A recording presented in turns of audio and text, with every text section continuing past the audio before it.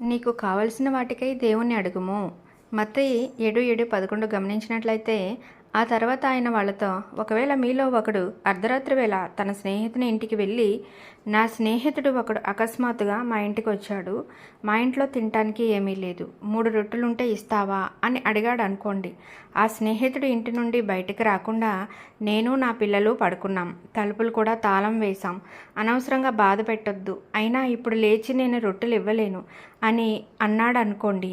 నేను చెప్పింది ఏమిటంటే, అతడు తన స్నేహితుడు అయినందుకు రొట్టెలు ఇవ్వకపోయినా మొండిగా అడగటం వలన తప్పక లేచి అతడు అడిగిన రొట్టెలు ఇస్తాడు.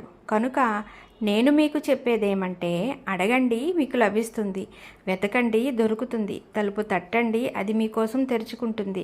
ఎందుకంటే అడిగిన ప్రతి ఒక్కరికి లభిస్తుంది, వెతికిన వానికి దొరుకుతుంది, తలుపు తడితే అది అతని కోసం తెరుచుకుంటుంది. మీలో ఏ తండ్రి తన కుమారుడు చేపనడిగితే చేపకు బదులుగా పామునిస్తాడా? లేక గ్రుడ్డునడిగితే తేలునిస్తాడా? మీరు చెడ్డవాళ్ళైనా మీ కుమారులకు మంచి బహుమతులు ఎట్లా ఇవ్వాలో మీకు తెలుసు. కనుక పరలోకంలో ఉన్న మీ తండ్రి తనను అడిగిన వాళ్లకు పవిత్రాత్మను తప్పక ఇస్తాడని గ్రహించండి అని యేసు చెప్పారనమాట.